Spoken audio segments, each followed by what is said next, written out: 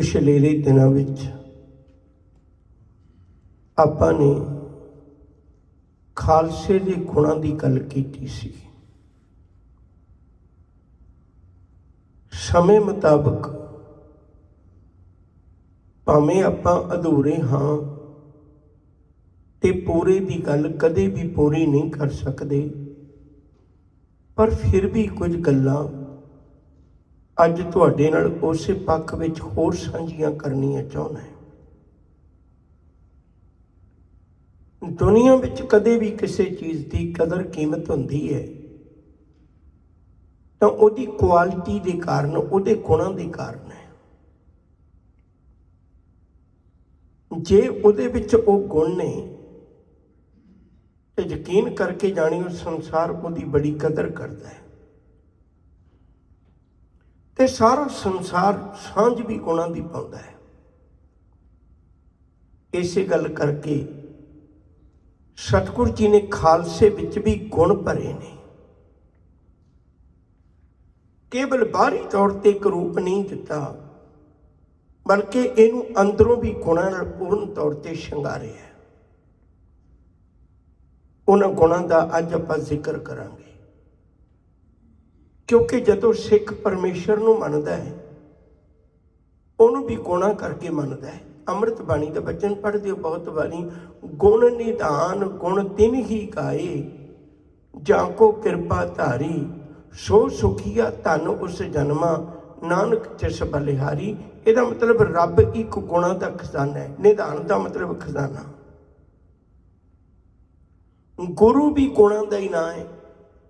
भाई गुरदास जी का बोल पढ़ते हो बहुत बारी, सतगुरु गुणी निधान है, गुण कर बख्शे अवगण यारे। सतगुरु भी गुणों का खजाना है। ये जिहड़ा गुरसिख है, याद रखियो जो वो भी किसी बाहरले केवल रूप का ना नहीं है, उहदे अंदर भी गुरु ने गल गुणों की की है। मैं सिर्फ इशारे मात्री गल्लां करनी। गुर सतगुर का जो सिख अखाए, सो भलके उठार नाम ते आवे, उदम करे भलके प्रभाती, इशनान करे अमृत शरण आवे। उहदे विच भी कुछ गुणां का जिक्र किया है, केवल खाली नहीं। तो गुरुदेव सच्चे पातशाह ने कृपा की, सिख के अंदर खालसे के अंदर कुछ वो गुण भरे ने जिन्हां गुणा करके उन्होंने महानता है।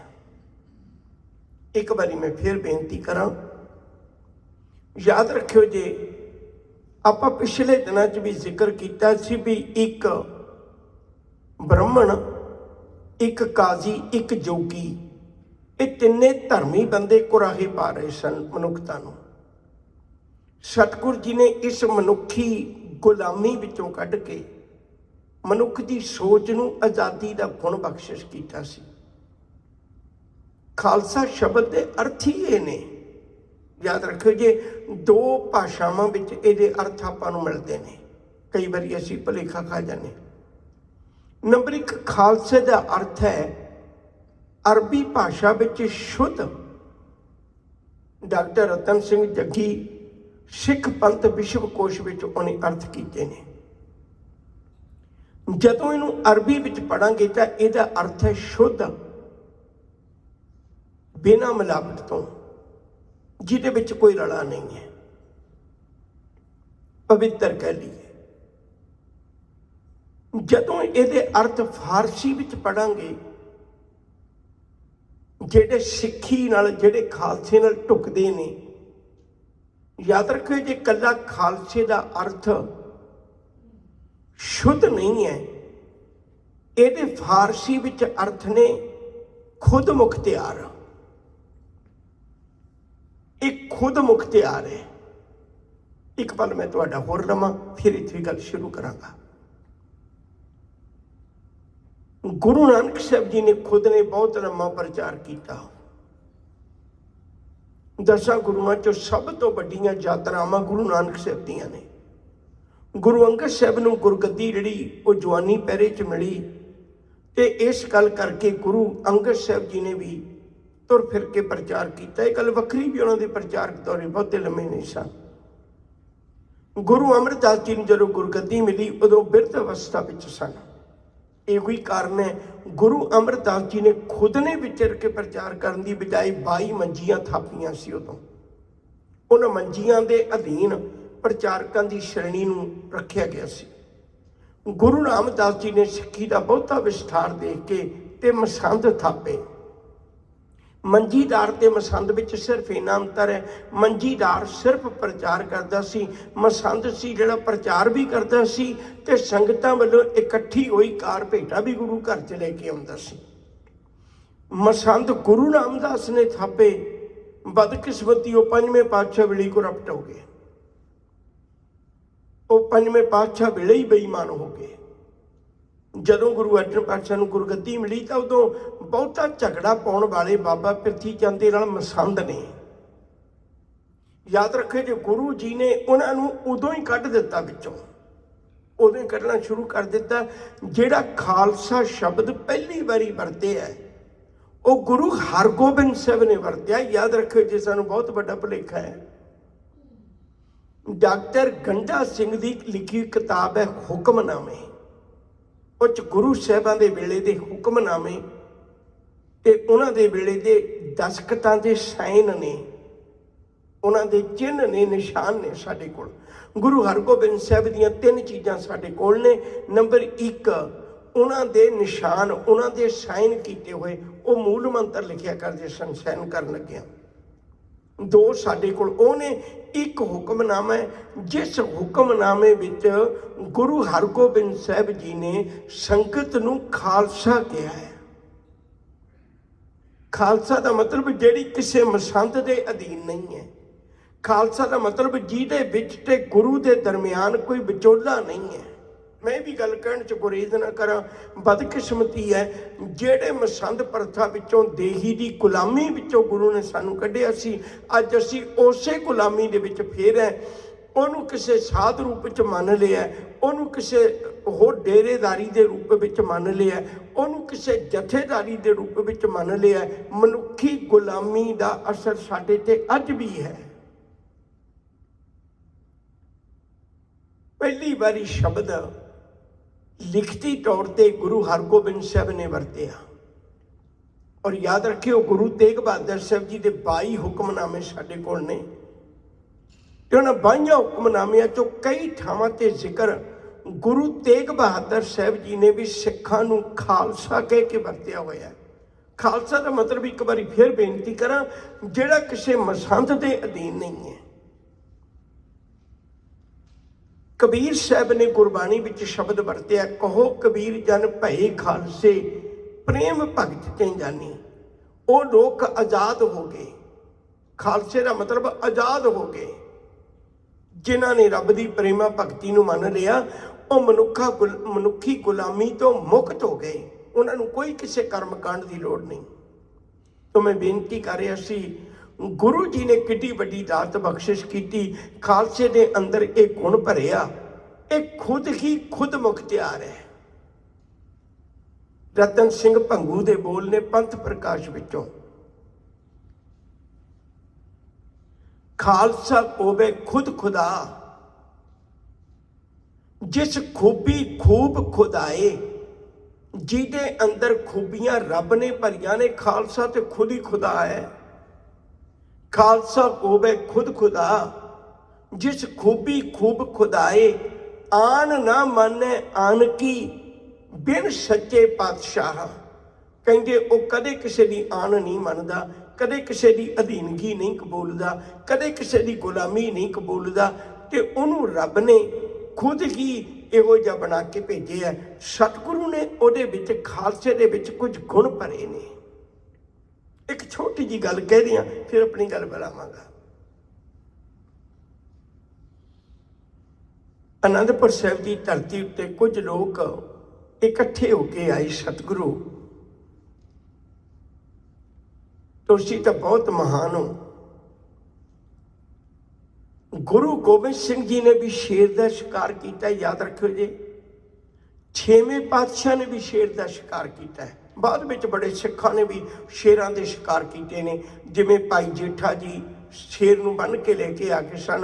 भाई रोशन सिंह जी ने शेर का शिकार किया है, भाई केर सिंह ने शेर का शिकार किया जो 1921 विच ननकाना साहिब के साके में शहीद होया सी।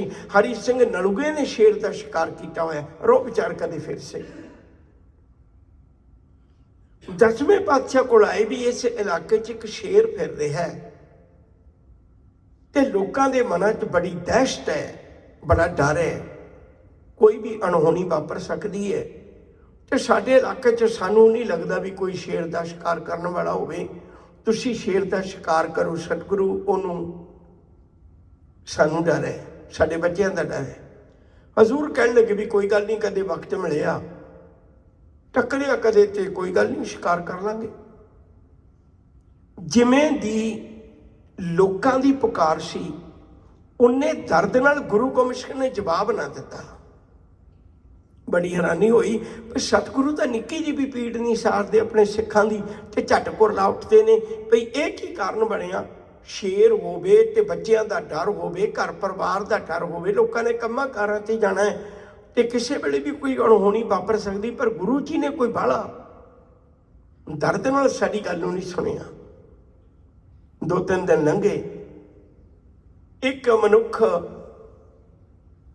वो दरवाजे ते खड़े सेवादार नूं कहण लगा भी मैं जिस हालात विच हाँ, मैं इसे हालात विच अंदर जाना है। वो कहण लग्या भी तूं इवें नहीं जा सकता।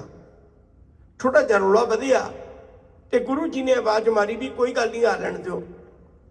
हुण जिहड़ा पुरख प्रेमी अंदर आया, उसकी हालत बड़ी अजीब है। ਉਹਦੇ कंधे उत्ते खल रखी हुई है, तो उन्हें हाथ नाल एक खोते का कन्न पकड़िया होया तो उन्हें धोई लई जा रहा है। वो कहने लगे भी आ किहो जी भेटा लेके आया। कहने लगे मैं भेटा नहीं लेके आया।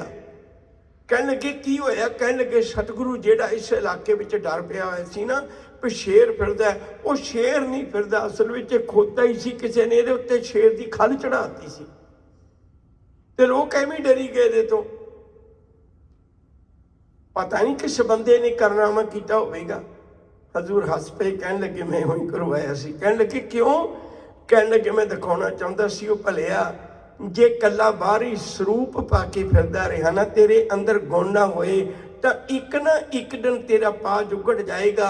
जिमें लोग पहला शेर तो डरते सन, पर जदों पा जुगड़ गया भी तेरे अंदर ते खोते वाले गुण ने, लोगों ने कन्न तो पकड़ के धूई फिरना। तेनू देखा बंदा लेके आया कन्न तो धू के। वेखी किते अपने अंदरले गुणां नूं ना गुआचण दें।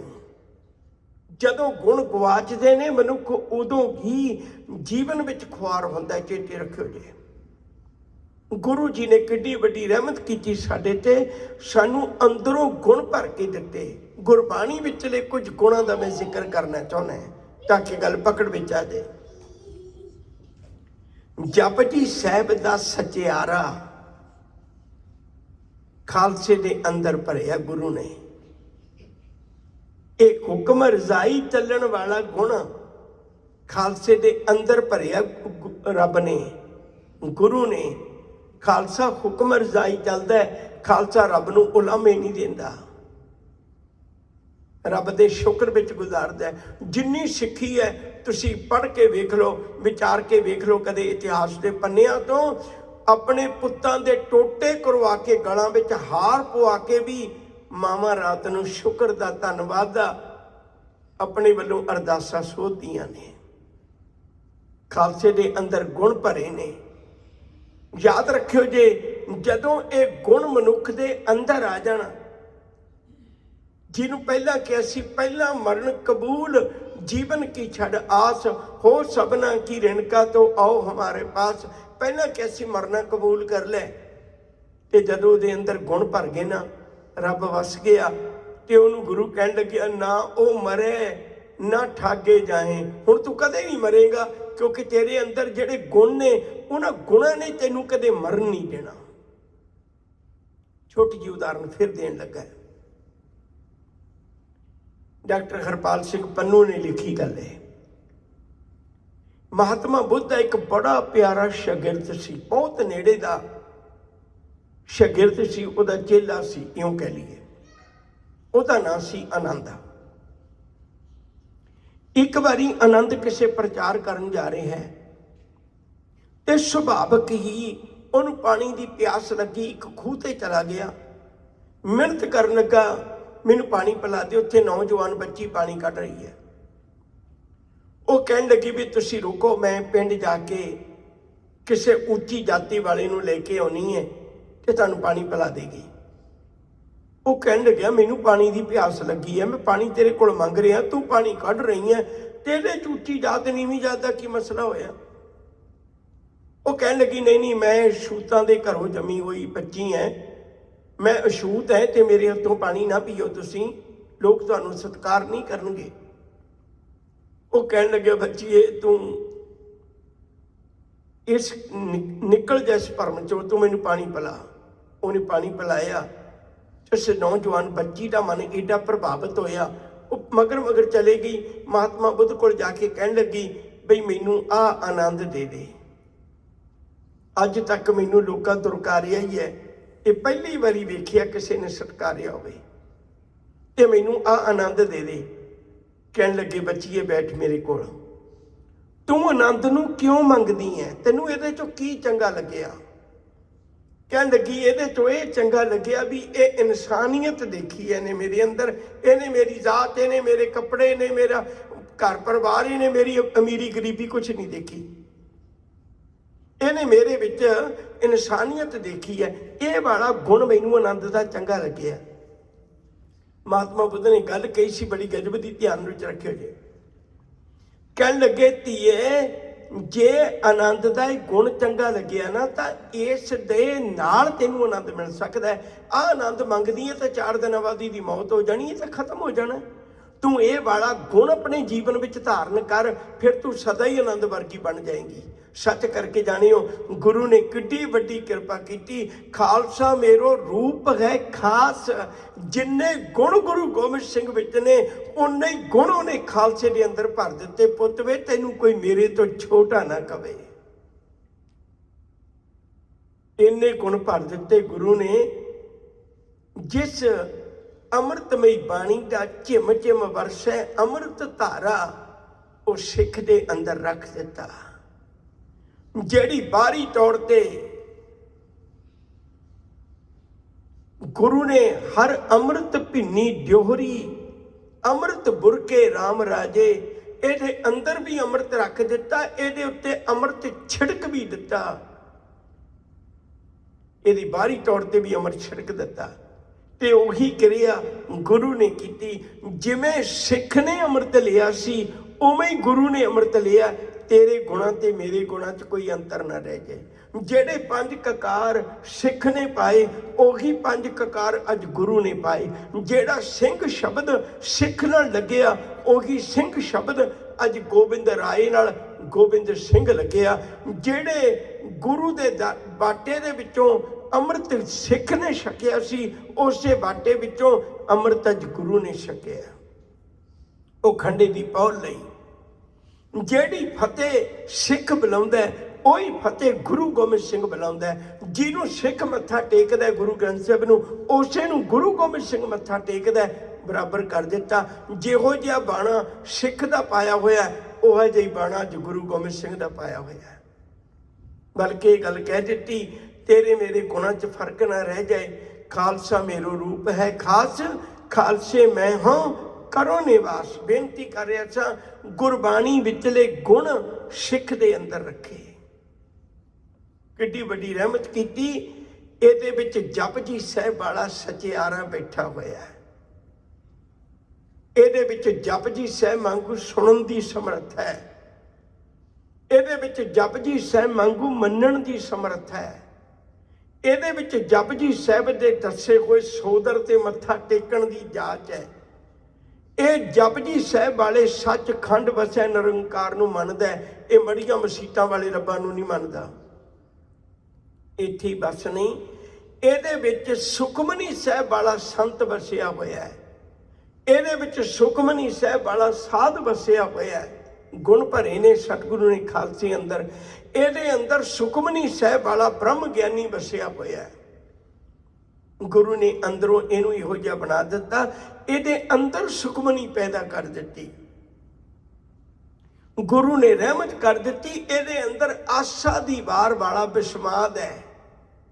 विस्माद नाद, विस्माद वेद, विस्माद जी, विस्माद भेद। यो विस्माद नहीं मनदा ਜਿਹੜੇ शराब ਦਾ प्याला पी के आउंदे ने। यो विस्माद नहीं मनदा ਜਿਹੜੇ भंग पीण नाल आउंदे ने। यो विस्माद की अवस्था विच जिउंदा है जिहड़ी आशा की वार चों मिलदा विस्माद है। इत्थे ही बस नहीं, इहदी वगदे दरियावां नाल दोस्ती है। इन्हां दरियावां से दोस्ती मन मुख सच्चा नौ। ਇਹਦੇ मन विच भी सच्चा नौ है, ਇਹਦੇ मुख विच भी सच्चा नौ है। खालसे दे अंदर रब ने गुरु ने गुण भर दिते। ਇਹਦੇ जीवन विच आनंद है, पर दुनिया वाला आनंद नहीं। ਇਹਦੇ कोल ਉਹ आनंद है ਜਿਹੜਾ आनंद सब को कहे। आनंद गुरु ते जानिया, जानिया आनंद सदा गुर ते। किरपा करे प्यारिया, कर किरपा किलवे कटे। ज्ञान अंजन सारिया, अंदरों जिनका मोह टुटा। तिनका शब्द सच्चे सवारिया। कहे नानक यह आनंद है, आनंद गुरु ते जानिया। ਇਹਦੇ अंदर वो गुण भरे ने। खालसा वो है प्यारिओ जिहदे अंदर इहो ਜਿਹੇ गुण ने। इत्थे ही बस नहीं, सतगुरु ने कृपा करके ਇਹਦੇ अंदर एक गुण भरे ने। आम लोकी जिंदगी दियां जिम्मेवारियां तो किनारा करदियां होया भज के एकांत विच रब दा नाम जपण दा बहाना ला के जिंदगी दियां मजबूरियां तो दौड़ जाते सन। गुरु ने खालसे नूं वो बनाया जिहड़ा हर मुसीबत नाल टकराउंदा है, भजदा नहीं है, भगौड़ा नहीं है। गुरु ने ਇਹਦੇ अंदर भर दिता। गुरु ने ਇਹਦੇ अंदर भर दिता। तू वो सूरमा बनना है जेड़ा सूरा सो पहचानी है। जो लरे दीन के गेट, पुरजा पुरजा कट मरे, कबू ना छड़े खेत। ये कोई जरूरी नहीं भी जंग का मैदान ही होवे, जिंदगी की कोई जिम्मेवारी होवे, सिख उहनूं खिड़े मत्थे प्रवान करता है। भावें किसी तरह की भी जिम्मेवारी होवे, उहदा भार चुकदा है। बल्कि गुरु ने तो एड्डी वड्डी ਇਹਦੇ ਤੇ रहमत कर दी। ਇਹਦੇ अपने भार की गल छड्डीए, ਇਹਦੇ ਤੇ ਤਾਂ लोकां दा भार पा दिता। भई घाल खाए किछ हथों दे, नानक राह पछाणे से। रब दे घर दा रस्ता ही वो पछाण सकदे।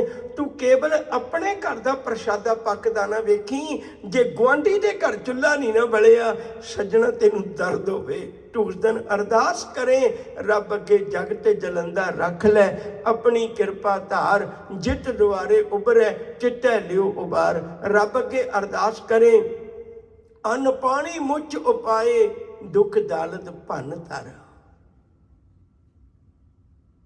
ਇਹੋ ਜਿਹੇ गुण खालसे ਦੇ अंदर गुरु ने भरे। ये जिंदगी का भगौड़ा नहीं है, हर चीज़ नाल टकराउंदा है। इन्हें विकारां नूं भी गुसाई का पहलवानड़ा बन के जित लिया है। ये उच्च दमालड़ा, ये गुरु का सत्कारिया होया सरोपा लैण वाला सिख है। ये पंजां विकारां नूं जित लैंदा है। गुरु ने ਇਹਦੇ जीवन ਵਿੱਚ ਇਹੋ ਜਿਹੀ ਰੱਖੀ ਦਾਤ। ਇਹ ਨਾ ਇਹਨੂੰ ਕਾਮ, ਨਾ ਇਹਨੂੰ ਕ੍ਰੋਧ, ਨਾ ਇਹਨੂੰ ਲੋਭ, ਨਾ ਇਹਨੂੰ ਮੋਹ, ਨਾ ਇਹਨੂੰ ਹੰਕਾਰ। ਇਹਨੂੰ ਕੋਈ ਅਧੀਨ ਨਹੀਂ ਕਰ ਸਕੇਗਾ ਜਿੰਨਾ ਚਿਰ ਗੁਰੂ ਨਾਲ ਜੁੜਿਆ ਹੋਇਆ। ਖਾਲਸਾ ਇਹਨਾਂ ਵਿਕਾਰਾਂ ਦੇ ਅਧੀਨ ਨਹੀਂ ਹੈ। ਸ਼ਾਇਦ ਤੁਸੀਂ ਨਾ ਸੁਣਿਆ ਹੋਵੇਗਾ ਕਨਿੰਗਮ।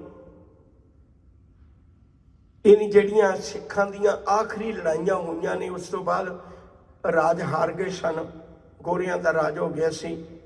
ਪਰ ਜਿਹੜੀਆਂ ਆਖਰੀ ਲੜਾਈਆਂ ਹੋਈਆਂ ਨੇ, ਉਹਨਾਂ ਲੜਾਈਆਂ 'ਚ ਸ਼ਾਮਲ ਸੀ। ਤੇ ਇਹਨੇ ਅੰਗਰੇਜ਼ ਹੋ ਕੇ ਵੀ ਸਿੱਖਾਂ ਦਾ ਇਤਿਹਾਸ ਲਿਖਿਆ। ਤੇ ਇੰਨਾ ਸੱਚ ਲਿਖਿਆ ਸੀ, ਇਹਨੂੰ ਗੋਰਿਆਂ ਨੇ ਨੌਕਰੀਓਂ ਕੱਢ ਦਿੱਤਾ ਸੀ। ਇੱਕ ਵੱਖਰਾ ਪੱਖ ਹੈ, ਮੈਂ ਕਨਿੰਗਮ ਦੀ ਗੱਲ ਜ਼ਿਆਦਾ ਨਹੀਂ ਕਰ ਸਕਾਂਗਾ। ਮੋਦੀ ਸਿਰਫ ਤੁਹਾਨੂੰ ਇੰਨੀ ਕੁ ਗੱਲ ਕਹਿਣ ਲੱਗਾ ਸਾਂ। ਉਹਨੇ ਵੀ ਜਦੋਂ ਖਾਲਸੇ ਦੇ ਗੁਣਾਂ ਨੂੰ ਤੱਕਿਆ ਤੇ ਹੈਰਾਨੀ ਹੋਈ। ਇੱਕ ਨੌਜਵਾਨ, ਇਉਂ ਕਹਿ ਲਈਏ ਜਵਾਨੀ ਦੇ ਪਹਿਰੇ ਵਿੱਚ ਹੈ ਤੇ ਬੁਢਾਪੇ ਵੱਲ ਨੂੰ ਜਾ ਰਿਹਾ ਹੈ। ਭਰ ਦੁਪਹਿਰ ਗਰਮੀ ਪੈਂਦੀ ਹੈ, ਉਹ ਕਿਸੇ ਰਾਹ ਨੂੰ ਸਾਫ਼ ਕਰ ਰਿਹਾ ਹੈ ਇਕੱਲਾ ਹੀ। ਤੇ ਉਹਨੂੰ ਜਾ ਕੇ ਪੁੱਛਦਾ ਹੈ, ਗੋਰਾ ਕਲਿੰਗਮ ਜਾ ਕੇ ਪੁੱਛਦਾ ਹੈ, ਭਈ ਇਹ ਤੂੰ ਕੀ ਕਰ ਰਿਹਾ ਹੈ? ਉਹ ਕਹਿਣ ਲੱਗਿਆ ਰਸਤਾ ਬਣਾ ਰਹੇ ਹਾਂ। ਕਹਿਣ ਲੱਗਿਆ ਇੱਧਰ ਤੇਰਾ ਪਰਿਵਾਰ ਰਹਿੰਦਾ, ਤੇਰੇ ਬੱਚੇ? ਕਹਿੰਦਾ ਨਹੀਂ। ਤੇਰੇ ਪਰਿਵਾਰ ਦਾ ਕੋਈ ਜੀ? ਕਹਿੰਦਾ ਨਹੀਂ। ਇੱਧਰੋਂ ਲੰਘਿਆ, ਸਾਂ ਲੋਕਾਂ ਨੂੰ ਲੱਗਿਆ ਮੁਸ਼ਕਲ ਹੈ ਤੇ ਮੈਂ ਰਾਹ ਬਣਾਉਣ ਲੱਗ ਪਿਆ। ਕਹਿਣ ਲੱਗਿਆ ਤੇਰੇ ਬੱਚੇ ਨਹੀਂ, ਤੇਰੇ ਪਰਿਵਾਰ ਨਹੀਂ, ਤੂੰ ਰਸਤਾ ਕਾਹਦੇ ਲਈ ਬਣਾ ਰਿਹਾ?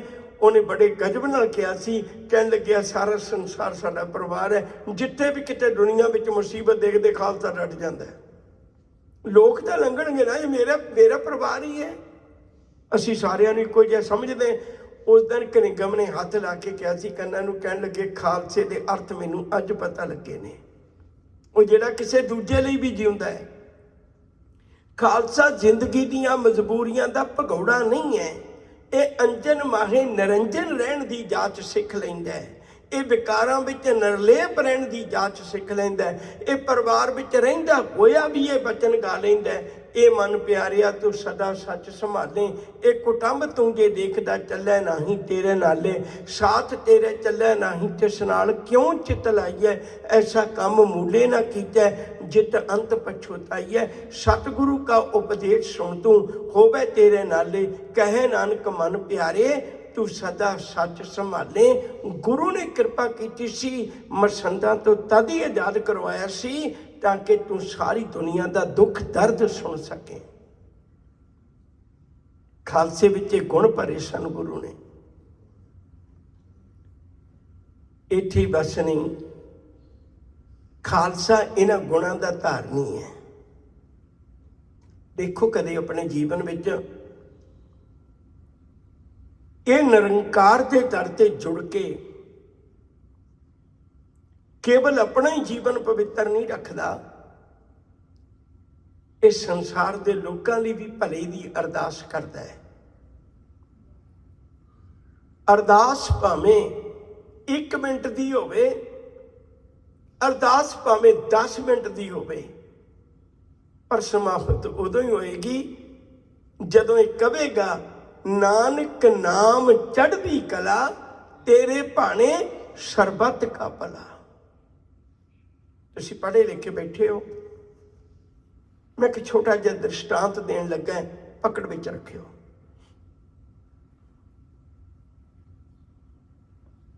(1792) ਦੇ ਨੇੜੇ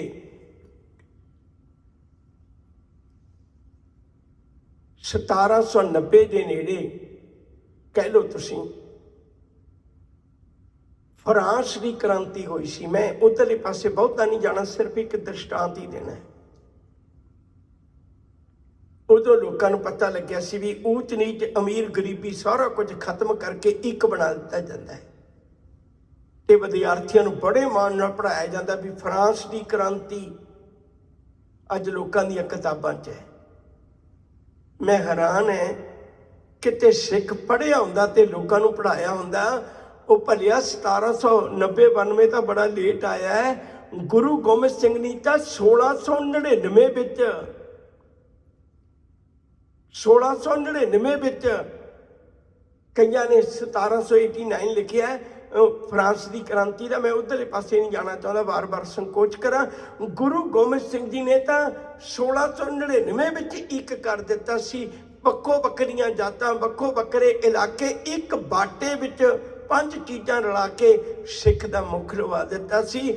ਅੱਜ ਤੋਂ ਬਾਅਦ ਤੇਰਾ ਕਰਮ ਨਾਸ਼, ਤੇਰਾ ਧਰਮ ਨਾਸ਼, ਤੇਰਾ ਭਰਮ ਨਾਸ਼, ਇੱਕ ਨਵਾਂ ਜੀਵਨ ਦਿੱਤਾ ਸੀ। ਪਰ ਅਸੀਂ ਲੋਕਾਂ ਨੂੰ ਨਹੀਂ ਦੱਸ ਸਕੇ ਭਈ ਇਹ ਵਾਲੀ ਕ੍ਰਾਂਤੀ ਤਾਂ ਅਨੰਦਪੁਰ ਸਾਹਿਬ ਤੋਂ ਸ਼ੁਰੂ ਹੋਈ ਸੀ। ਫਿਰ ਚੇਤੇ ਰੱਖਿਓ ਜੇ, ਕਿੰਨੇ ਸਮੇਂ ਬਾਅਦ, ਇਹ ਵੀ ਕਰੀਬ 150 ਸਾਲ ਬਾਅਦ ਦੀ ਗੱਲ ਹੈ, ਹੈਨਰੀ ਡਿਊਕ ਜਿਹਦੇ ਨਾਂ ਤੇ ਦੁਨੀਆ ਤੇ ਰੈੱਡ ਕਰਾਸ ਹੈ, ਉਹਨੇ ਸਿਰਫ ਇੱਕ ਜੰਗ ਦੇ ਮੈਦਾਨ ਵਿੱਚ 2 ਧਿਰਾਂ ਲੜਦੀਆਂ ਤੇ ਉਹਨਾਂ ਜ਼ਖਮੀਆਂ ਦਾ ਹਾਲਤ ਵੇਖ ਕੇ ਤੇ ਇਹਨੇ ਰੈੱਡ ਕਰਾਸ ਸ਼ੁਰੂ ਕੀਤਾ ਸੀ। ਇੱਕ ਵੱਖਰਾ ਪੱਖ ਹੈ। ਕਰੀਬ 152 ਸਾਲ ਮਗਰੋਂ 1852 ਦੇ ਨੇੜੇ, ਤੇ ਅਸੀਂ ਲੋਕਾਂ ਨੂੰ ਨਹੀਂ ਦੱਸ ਸਕੇ। ਉਹ ਭਲਿਆ ਤਾਂ ਦੋ ਧਿਰਾਂ ਨੂੰ ਲੜਦੀਆਂ ਵੇਖ ਕੇ ਉਹਦਾ ਮਨ ਕਰੀਚ ਗਿਆ। ਪਰ ਜਿਹੜਾ ਰੈੱਡ ਕਰਾਸ ਗੁਰੂ ਗੋਬਿੰਦ ਸਿੰਘ ਦੇ ਭਾਈ ਕਲਈਏ ਨੇ ਸ਼ੁਰੂ ਕੀਤਾ ਸੀ ਨਾ, ਉਹ ਦੋ ਧਿਰਾਂ ਨਹੀਂ, ਬਲਕਿ ਜਿਹੜੇ ਗੁਰੂ ਦੇ ਪੁੱਤਰਾਂ ਨਾਲ ਲੜਨ ਆਏ ਸਨ ਉਹਨਾਂ ਨੂੰ ਪਾਣੀ ਪਿਲਾਉਣਾ, ਉਹਨਾਂ ਦੇ ਜ਼ਖਮਾਂ ਤੇ ਪੱਟੀ ਕਰਨੀ। ਦੁਨੀਆ 'ਚ ਕਿਤੇ ਇਤਿਹਾਸ ਵਿੱਚ ਨਹੀਂ ਮਿਲਦਾ। ਤੁਸੀਂ ਤਾਂ ਹੈਨਰੀ ਡਿਊਕ ਦਾ ਨਾਮ ਦੁਨੀਆ 'ਚ ਪ੍ਰਸਿੱਧ ਕਰ ਦਿੱਤਾ, ਪਰ ਅਸੀਂ ਭਾਈ ਕਨਈਏ ਦਾ ਨਹੀਂ ਕਰ ਸਕੇ, ਜਿਹੜੇ ਖਾਲਸੇ 'ਚ ਗੁਣ ਭਰੇ ਸਨ ਗੁਰੂ ਗੋਬਿੰਦ ਸਿੰਘ ਜੀ ਨੇ। ਯਾਦ ਰੱਖੋ, ਜੇ ਕਰੀਬ 200 ਸਾਲ ਬਾਅਦ ਵਿੱਚ 1890-95 ਦੇ ਨੇੜੇ ਕਹਿ ਲਓ, ਉਸ ਦੇ ਨਜ਼ਦੀਕ ਹੀ ਹੈ, ਜਦੋਂ ਪੱਛਮੀ ਮੁਲਕਾਂ ਨੇ ਗੇਮਾਂ ਸ਼ੁਰੂ ਕੀਤੀਆਂ ਤੇ ਉਹਦਾ ਨਾਂ ਓਲੰਪਿਕ ਗੇਮ ਰੱਖਿਆ ਗਿਆ। ਤੇ ਬਦਕਿਸਮਤੀ ਹੈ, ਗੁਰੂ ਗੋਬਿੰਦ ਸਿੰਘ ਜੀ ਨੇ 1793 ਦੇ ਵਿੱਚ ਹੋਲਾ ਮਹੱਲਾ ਸ਼ੁਰੂ ਕਰਕੇ ਮਾਰਸ਼ਲ ਲਾ ਸਿਖਾ ਦਿੱਤਾ ਸੀ। ਇੱਕ ਛੋਟਾ ਜਿਹਾ ਦ੍ਰਿਸ਼ਟਾਂਤ ਦੇ ਕੇ ਗੱਲ ਅੱਗੇ ਤੋਰ ਦੇਣੀ ਹੈ, ਪਕੜ ਵਿੱਚ ਰੱਖਿਓ। ਜਦੋਂ ਗੁਰੂ ਗੋਬਿੰਦ ਸਿੰਘ ਜੀ ਅਨੰਦਪੁਰ ਸਾਹਿਬ ਸਨ ਤੇ ਅੰਮ੍ਰਿਤਸਰ ਦੀ ਧਰਤੀ ਤੋਂ ਕੁਝ ਗੁਰੂ ਕੀ ਸਿੱਖ ਸੰਗਤਾਂ ਰਲ ਕੇ ਤੇ ਅਨੰਦਪੁਰ ਸਾਹਿਬ ਗੁਰੂ ਗੋਬਿੰਦ ਸਿੰਘ ਜੀ ਦੇ ਦਰਸ਼ਨ ਕਰਨ ਆ ਰਹੀਆਂ ਨੇ। ਆਉਂਦਿਆਂ ਹੋਇਆਂ ਰਾਹ ਦੇ ਵਿੱਚ ਇੱਕ ਨੌਜਵਾਨ ਬੱਚੀ ਦੀਪ ਕੌਰ ਕਿਸੇ ਕਾਰਨ ਕਰਕੇ, ਕੱਚੇ ਰਾਹ ਹੁੰਦੇ ਸੀ, ਘੋੜਿਆਂ ਤੇ ਜਾਣਾ, ਕਈ ਵਾਰੀ ਧੂੜ ਉੱਡਣੀ, ਤੇ ਉਹ ਬੱਚੀ ਕਿਸੇ ਤਰੀਕੇ ਜਥੇ ਨਾਲੋਂ ਵਿਛੜ ਗਈ। ਤੇ ਉਸ ਵੇਲੇ ਦੇ ਹਾਕਮਾਂ ਨੇ ਉਸ ਬੱਚੀ ਦਾ ਰੰਗ ਰੂਪ ਦੇਖ ਕੇ, ਸੁਹੱਪਣ ਵੇਖ ਕੇ ਉਹਨੂੰ 6-7 ਜਣਿਆਂ ਨੇ ਘੇਰ ਲਿਆ। ਤੇ ਬੱਚੀ ਨੇ ਵਾਰ-ਵਾਰ ਕਿਹਾ ਵੀ ਮੈਂ ਜਥੇ ਦੇ ਨਾਲ ਜਾ ਰਹੀ ਹਾਂ, ਮੈਂ ਤਾਂ ਗੁਰੂ ਗੋਬਿੰਦ ਸਿੰਘ ਦੇ ਦਰਸ਼ਨ ਕਰਨ ਜਾ ਰਹੀ ਹਾਂ, ਤੁਸੀਂ ਮੇਰੇ ਕੋਈ ਬਾਪ ਵਰਗਾ ਲੱਗਦਾ, ਕੋਈ ਮੇਰੇ ਭਰਾ ਵਰਗਾ ਲੱਗਦਾ, ਤੇ ਮੈਨੂੰ ਤੁਸੀਂ ਐਵੇਂ ਨਾ ਬੁਰੀ ਅੱਖ ਨਾਲ ਦੇਖੋ, ਮੈਨੂੰ ਤਾਂ ਤੁਹਾਡੇ ਚੋਂ ਆਪਣੇ ਭਰਾ ਤੇ ਆਪਣੇ ਪਿਓ ਨਜ਼ਰ ਆਉਂਦੇ ਨੇ। ਪਰ ਉਹਨਾਂ ਇੱਕ ਨਾ ਸੁਣੀ। ਜਦੋਂ ਮਨ ਬਹੁਤਾ ਬੇਈਮਾਨ ਹੋਇਆ ਉਹਨਾਂ ਦਾ, ਪਹਿਲਾਂ ਕਈ ਤਰ੍ਹਾਂ ਦੀਆਂ ਗੱਲਾਂ ਸੁਣਾਈਆਂ, ਕਈ ਤਰ੍ਹਾਂ ਦੇ ਤਾਨੇ ਕੱਸੇ, ਪਰ ਉਹ ਬੀਬੀ ਨੇ ਜਵਾਬ ਦਿੱਤੇ। ਜਦੋਂ ਉਹਨਾਂ ਨੇ ਬਹੁਤ ਜ਼ਿਆਦਾ ਬੇਹੁਦਰੀ ਕਰਨੀ ਚਾਹੀ ਤਾਂ ਉਸ ਬੱਚੀ ਨੇ ਆਪਣੀ ਕਿਰਪਾਨ ਕੱਢੀ, ਕਿਰਪਾਨ ਕੱਢ ਕੇ 3-4 ਨੂੰ ਝਟਕਾ ਦਿੱਤਾ ਤੇ ਬਾਕੀ ਘੋੜੇ ਭਜਾ ਕੇ ਭੱਜ ਗਏ। ਫਿਰ ਕਿੱਥੇ ਕੌਣ ਖੜਦਾ? ਤੇ ਉਹ ਵੀ ਬੀਬੀ ਵੀ ਜ਼ਖਮੀ ਹੋ ਗਈ, ਦੀਪ ਕੌਰ ਵੀ ਜ਼ਖਮੀ ਹੋ ਗਈ। ਉਦੋਂ ਜਦੋਂ ਗੁਰੂ ਗੋਬਿੰਦ ਸਿੰਘ ਸੱਚੇ ਪਾਤਸ਼ਾਹ ਦੇ ਕੋਲ ਗਏ, ਜਾ ਕੇ ਸਿੱਖਾਂ ਨੇ ਗਾਥਾਵਾਂ ਸੁਣਾਈਆਂ ਵੀ ਸਤਿਗੁਰੂ ਤੇਰੀ ਬੱਚੀ ਨੇ ਰਾਹ ਦੇ ਵਿੱਚ ਕਾਰਨਾਮਾ ਕੀਤਾ ਹੈ।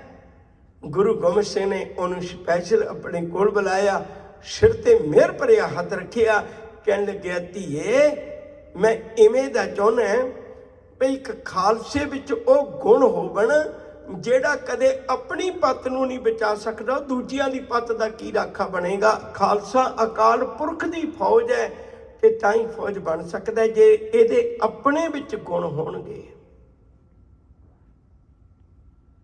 ਆਖਰ ਵਿੱਚ ਮੈਂ ਭਾਈ ਨੰਦ ਲਾਲ ਸਿੰਘ ਜੀ ਦੀ ਰਚਨਾ ਵਿੱਚੋਂ ਕੁਝ ਸ਼ਬਦ ਕਹਿ ਕੇ ਸਮਾਪਤੀ ਵਾਲੇ ਪਾਸੇ ਨੂੰ ਤੁਰਾਂ।